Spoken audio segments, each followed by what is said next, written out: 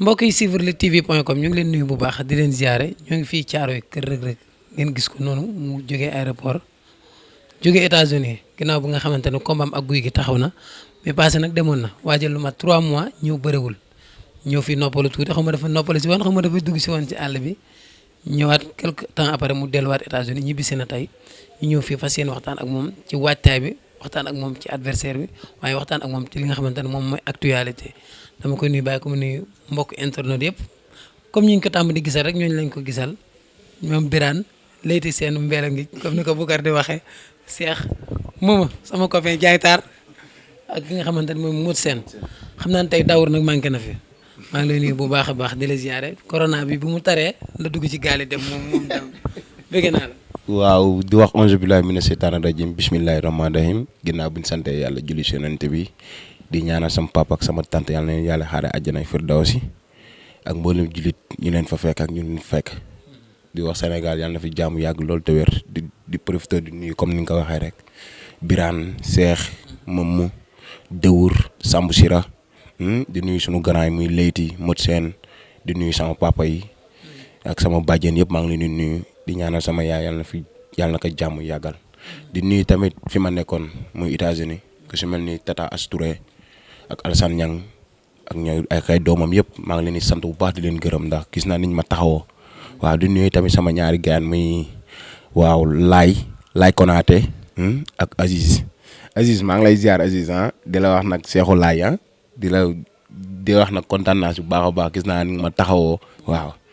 macha allah léegi balaa ma ñëw ci waxtaay bi comme équipe nationale CEDEAO bi yaakaar naa ne doon nga ko suivre bi nga nekkee États-Unis nan nga gisee ni ñu participer ren ci tournoi CEDEAO. waaw xanaa kontaan rek ndax ñooñu moom ay gaynde nañ ndax nekkoon naa fa xam naa nu muy doxee xam naa coono yi ñu ciy daj entraînement xam naa ni ñuy daj ci bëre kon ñun amuñu leen lu di leen féliciter di leen ñaanal ndam ni yàlla na gën a yokku ci barki Seydina Mohamed ndax ay jàmbaar nañ waaw di profité nag di waxaale ne Macky Sall war na gëstu Lions yi ndax tey jii kuy dem di xeexal sa dëkk rek man defe naa boo gañee raay bi kon sa président war na laa ñëw bu la delloo la njukkal bu la defalul dara mais mu delloo la njukkal jox la drapeau bi loolu dafa baax ci peuple bi kon ñu ngi koy ñaanal ñu ngi ñaan Lions yi tamit yàlla na leen yàlla defal jàmm ñoom ñëpp waaw loolu moo. seetaan nga combat yi nga xamante ne.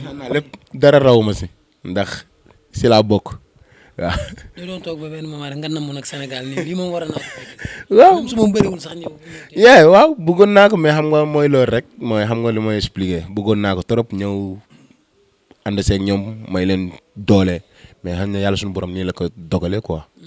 mais beneen yoon mooy daax incha allah.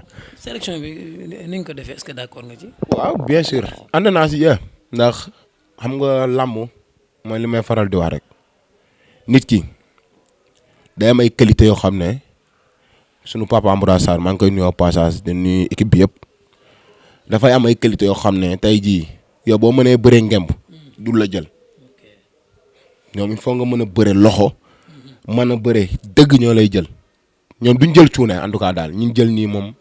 waaw kontaan naa ci 100%. maanaam kuy bëre taru jàpp ngeen moo leen gën a. moo leen gën a arrangé.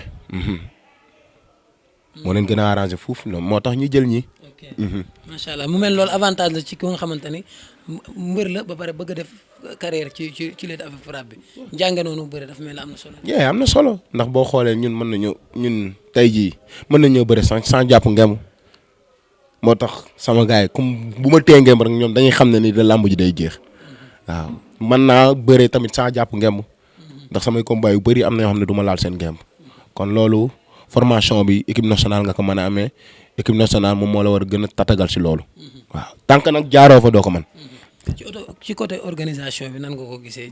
jaaroon na yoon wala war nañ ko gën a. non jaar na yoon. no dëgg yàlla jaar na yoon ndax liñ gis nii rek mën na maa jaar na yoon quoi. est-ce que xaalis bi tamit ndawul. parce que jël tournoi CEDEAO ki équipe bi gagné léegi ñaata la am Sénégal yaakaar naa amul lu mat 10 millions. am na 10 millions normal. am na 10 millions mais tournoi CEDEAO est-ce que ki ko jël ay 10 millions ki 15 millions nga ko war a gañ est-ce que tey ku jël tournoi waroo am centaine de millions. waaw ok xam nga boo xoolee gis nga bala maa ñëw si équipe bi individuel laay ñëw individuel boo xoolee booy yi ay $1,500 $2,500 du dara ay 1 million yi teg la loolu nañ yàgg moom nañ yàgg gagné man bi may jël sama bi may nekk 100 kilos wala ak 120 bi boobu 2,500 la am beneen bi xaw ma 3,000 xaw ma je ne sais pas quoi ndax boo xoolee mu ngi fii si diplôme yi sax waaw mais war naa gën a bëri noonu équipe bi lu mu dee war naa am benn 50 millions ñu teg benn $100,000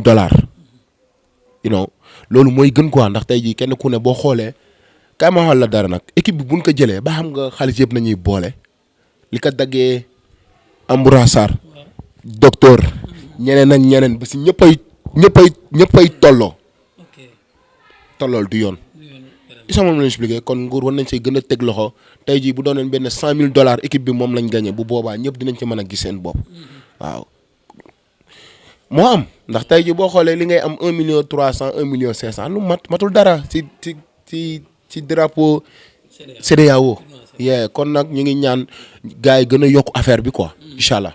Amboura Sarr nag loo koy wax ndax depuis boobu ba léegi moo ngi ci. kooku moom mention spéciale ndax nit ku baax la waaw ku mën a sonn ci doomu aadama la ku mën a jàppale askan wi la ndax doon na koo xam ne tey jii day dem te mag la day bàyyi yiteem yëpp topp làmb topp xale yi di xeexal réew bi guddeeg bëccëg kon ko ngalawaay président war na kaa delloo njukkal sama gis-gis di koy ñaanal yàlla suñu borom defal ko jàmm waaw.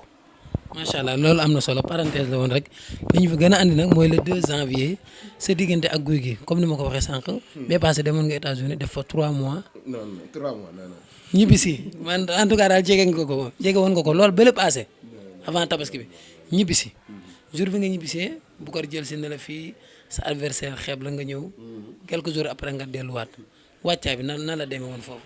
waaw man nag boo xoolee États-Unis benn laa fa def 3 mois sama contre Gris 2 la li si des yëpp man du ma def 3 mois 2 mois 15 jours maximum 1 mois 15 jours bi may dem bii passé 2 mois laa defoon bii ma dem def 2 mois 10 jours presque waaw.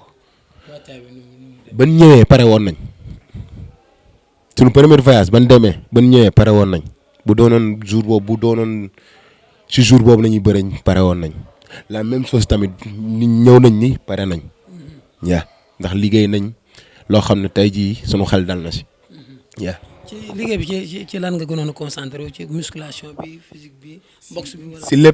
si lépp laay def lépp bàyyiwuma dara loo xam ne tey jii bu ma demee yàlla suñu borom mën na ma seen may ndam rek dama koy def. def lépp parce que ki ngay bëreel day def lépp moo tax nga def lépp. non man lijjantiwu ma moom lu muy liggéey lu ma intéressé mooy man li may liggéey boo bëggee waxtaan bi ne da ngay wax si man. nañ wax si man. instant bi moom ku jàkkaarloo ak Reug Reug da nga ko laaj ci ki nga xamante ne moom mooy Gouye Gui parce que moom mooy sa adversaire pour le 2 janvier. foo ma ciy dugg moom ba mu saf sap. waaw moo tax may expliquer nee naa la. mënumaa wax si moom dara moom lu muy liggéey moom la concerné man lu may liggéey moom ma concerné. parce que ba nga ñibbisee fii nga toogoon sol sa benn body xam naa nag tey moom moo tax nga tegale nii yow xam naa ne tey moom dina ne da ngaa tegale waaw di génnee say loxo say biceps mu ne li nga yor daf ko xeeb lool est-ce que wax boobu bi nga ko déggee yokku la jom bi nga demee ci liggéey. non yokku ma jom ndax Gouye Gui noonu la mel mënumaa yokku jom ndax man avant moom suñu combat taxaw sa damay liggéey Sénégal liggéey rek nañ ma xamee Sénégal xam nañ ni man du ma caaxaane làmb ji lu mu laaj dama koy def pour am ndam dama koy def si kàttanu suñu borom waaw.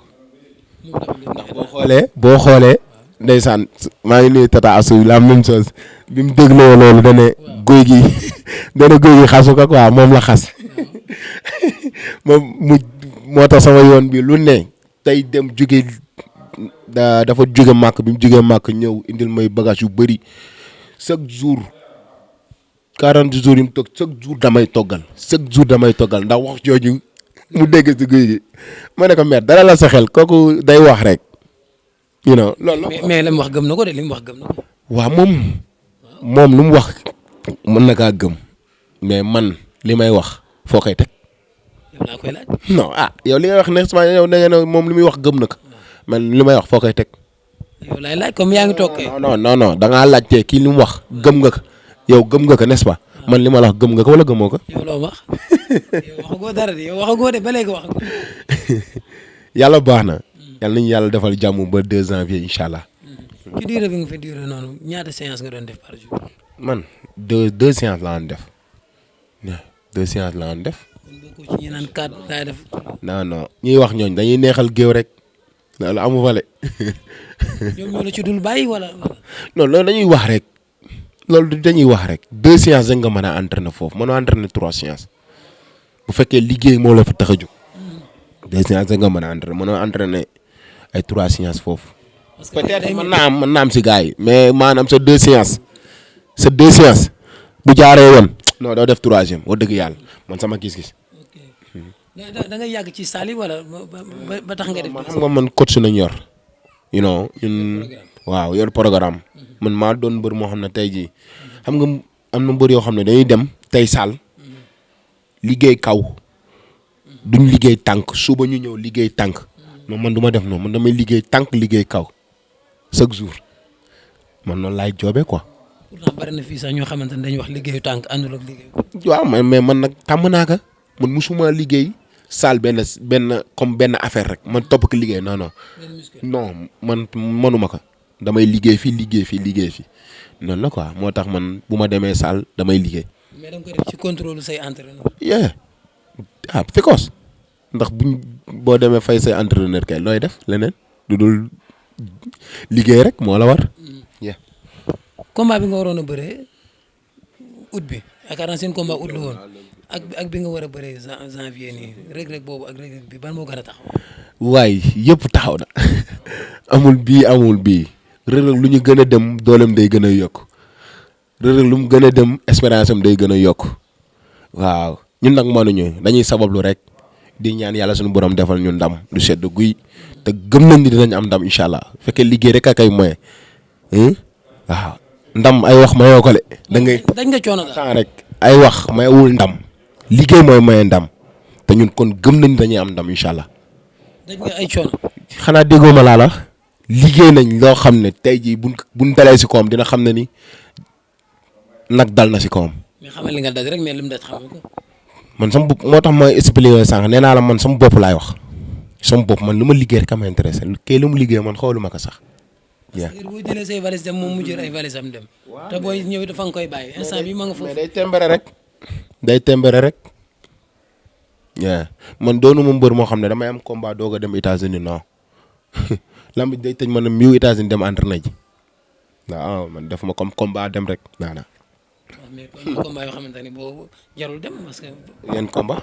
moom am na combat yoo xam ne peut-être jaralu ko dem mais combat bi moom yow. si Bébé Saloum laa commencé voyage. d'accord 2016. chaque at dinaa dem ñaari yoon. chaque combat avant après combat. sañoon bi tëj damay dem. mais moom combat capital yi mu am yëpp dafa dem parce que 2000 moom tamit 2012 ba léegi mu ngi. waaw yow doo ma bàyyi 2012 mu ngi voyage ñun 2012 lu ñu doon def ñu ngi si géej gi di jàng di bërintu lu ñu doon def ñu doon dem géej de. duggaguma man fay 2012 laa dugg si làmb di nuyu sëñ Modou Niang 6 combats la ma tegleel. barke alxuraan 6 combats la ma tegleel sa xam nga sëñ Modou Niang xam nga xam moom day tëgg rek aar boo bëggee bëre noonu lañ def. boobu moom mu ngi fi di toj kon olof kay li mu wax mbaa di nga ko bàyyi xel ku la jiitu ci nekk wax la fooy toog. waaw mais xam nga tey jii guy gi mënuma wax fu may toogee ndax xam nga lu tax moo ma jiitu si nekk bu ni nga ko waxee moo ma jiitu si làmb mais tamit moo ma jiitu si làmb mais gënuma man bi ma doonee xale laa commencé ëttu bëre laa juddoo man dégg nga ma ëttu bëre laa juddoo kon manuma gën a suivre làmb non. penc voilà exactly noonu la demee. ok nga ñëw léegi 45 jours booy xool moo des ci sa combat xanaa gëj a contact bi moo tax nga ñëw parce que gis nañ ni sa avantage bi nga xamante ni gars yi dañ ko doon wax parce que yow yaa ëpp compétition loolu moom dafa mel ni amatul parce que boo xool léegi gisatuñ la nga nekk ci mbapari 45 jours da nga bëgg a ñëw pour yaram bi mànd ci contact wala da nga bëgg a ñëw dem ay mbeer ngi non man yow xanaa déggoo ma man lu ma mënti def laa la wax maa doon nit koo xam ne man li nekk ci man day nelaw 3 jours rek mu yeew ndax ci man la ak fii 3 jours rek mu yeew. ah mais toog 1 an bëri woo wala lu ko dara ndax man xale la moom lu mu toog. ah mais xëy na moom mi ngi doon moom lu mu toog fan la contact. Ekirem fan la contact. Ekirem waa Ekirem ñi ngi am contactul fenn nañu waxante dëgg kii man maa ko mujjee bëre. ah maa ko mujjee bëre te ay say am na ñoo xam ne dañuy am fii ay lii te dama leen a jàppale contact. mais mu ngi doon jàppale waa Ekirem. man de musuma kaa gis. seetaanoo ko moom moo ëmb seen senior. ba mu sumee ko open press. non moom musuma ko loolu open press la waxuñu contact nañu wax. mais xëy na dina ko jàppale. non I don't know man nag yow yaa ko wax man gisuma ko dëgg yàlla man moom lu ma gisul duma si xuus. kon compétir boobu maa ko gën a compétir téeméeri junni yoon te loolu du dañ. yaa gën a compétir daal instant bi ci MMA bi waaye. fuuf maa ko gën a compétir si xeex maa ko gën a compétir si bëre fuuf laa la wax nag te bala ñu ko woon a xam le 2 incha allah jot bu jotee. incha allah bu jotee. yàlla baax na. yàlla nañ ko fekk yàlla nañ ko fekk te tal ka. gaa ne nag mbir mu nga xamante ni am na sens am na doole te li ngay bëree tamit bëgg na kuy bëree loolu jàppal ma jàpp loolu lay sëriñ ko bàyyi xel yow ak sa staff. waaw mais xam nga tey jii kenn ku ne da ngaa am looy liggéey man li may liggéey duma ko mës a tegg ginnaaw. la nga daan def ngay def. la ma naan def laay def du mës a teggiku ginnaaw ndax boo xoolee man ni may liggéey loolu rek laay liggéey du mës dara du si yàqu dara du si dañ. du mës a dañ ndax man comme li may wax gis nga combat bu ne ak ni nga koy préparé dégg nga. su combat guy gi lan la laaj. lépp loo xam ne yàlla buñ ko defee yàlla suñu boom may ñu ndam rek lépp la laaj. ndax mas nga am adversaire bu dangereux comme guy. mas naa ko ñu ko gën a danger. fuuf. déet kan la. Elton a ko gën a danger. Gris da ko gën a danger. ñoo ko gën a diis nga ne ñoo ko gën a. danger laa la wax danger. nan ko gën a danger. waaw mais bokkuñu bëree bokkut bëree bokkuñu kattan yi bokkuñu. ñoo gën a diis ak ëpp kattan. wallaahi laajim laa la gis ne Elton moo ëpp doole téeméeri junni yoon guy gi moo ko gën a diis moo ko ëpp doole. te Elton bu ko dàqulu bëri Elton nañu waxante dëgg li fi ne. voilà loolu moo fi ne mais moom li ma koy wax moom na dem liggéeyi ba le 2 incha allah le 2 dinañ xam kan moo gën a liggéey dinañ xam kan moo gën a fonk bis bi bu ñu simee ko foofu lay neexee incha allah. pourtant moom jàpp na ne moom côté liggéey bi dafa xeeb na lool sa liggéey da nga oyof ci moom. waaw baax na yàlla baax na naa oyof si moom rek ba bis ba guy gi benn mënumaa gën a diis ñaar mënumaa ëpp doole ñett maa ko dàq bëre ñeent maa ko ëpp fit. maa ko xeex boole si. wallaay laa ji maa ko dàq xeex. billaahi. noo ko dàq xeex yow mas ngaa dóor mbër mu damaa xam ne maa ko dàq xeex. xam nga dóor mbër mu waa déglul gis nga xeex dafa doon loo xam ne du ay maanaam ay laaw xeex dëgg laa la wax ku mën a xeex dëgg bu taxawee da nga xam ne kii mën naa xeex guy mën ta xeex. dóor na mbër mu daan non loolu. dóor na mbër mu daan mën ta xeex nañu waxante dëgg li fi am mën ta xeex. mais dóor na mbër mu daan. waaye mais mën ta xeex. yow nga dóor mu daan nit mu daanu loolu du da loolu ab laaw la da see mbëkk sos da kaa mbëkk dal si mais bu guy mën ta xeex nañu waxante dëgg. bu la laawee nag. guy gi man non guy gi yéen a moomul non guy gi bu ma laaw bu ma laawee ay tànkaam. bëgg na laa laaw de. ay tànkaam boo mu saa géej nañ koy forjee. bëgg na laa laaw de mais bu la laawee mu dal la de. non man mu laaw ma mu dal ma. man yow kaa ma wax la nag man li ma fere samay loxo ba léegi génnagul te dina génn nag. dina génn guy gi. li ma koy wax na ut koofur bu doy ut xeex bu doy ndax dina xeex dina bëre. foog nga xeexloo combat. dina xeex dina bëre li ma samay loxo li ma si fay si combat bi dina génn dinaa ko duma daan ko si kàttanu suñu borom. est-ce que doxoo ci mayaan bëgg a daw jàpp rek. waaw mais guy gi yow guy gi ban xadar la fi am ma mën a dox ci ma mën a lii si maayinam ban xadar guy gi buy song mbër buy song day jaayu nañu waxante dëgg guy gi buy mosoo gis guy gi song nit te song ka nii direct ma sam day jaayu kii bu jaayoo man bu ñëwee si man ay tànkam géej nañ koy forjee nañu am soore ga. wala bu jaayee ci yow jar. non bu jaayoo si man kay beneen affaire nañu wax mais du ay nekk fii ay guy gi rek nangam waaw. mu mel ni làmb tamit dafa mel ni mystique jox nga ko ci importance bu rëy de wàcc aéroport di takk say affaire di sangoo say. waaye lii dara baaxu si kii da kaa for rek jox ma takk baaxul le moo gars yi day lii ak biraan meeg moomu dañuy tiital gars yi rek liñ ma jox dara baaxu si. guy gi ba mu demee Mali ba léegi kay ñoom yéen ñëpp a. waaye loolu dara baaxu si liñ ma jox ni du dara. mais mystique dafa mel ni am na solo parce que sa adversaire jaral na ko mu dem ba Mali de. waaw moom jaral na kaa dem Mali ñun ñu ngi si mbéyam géej mi toog fii rek ñun demuñu fenn. dem na ba jaral leen sax seex mi nekk ci àll bi. loolu Joal gii la. ginnaaw Joal gii la woon ko defee ndax boobu Joal la nekkoon. du loolu du dara. Joal rek la daa day comédien rek loolu du dara na dem ba Guinée Bissau wala mu dem Guinée Cotoria waaw Sénégal la gém bi buñ ko tëjee géew bi lu waay wax rek na si dellu waaw.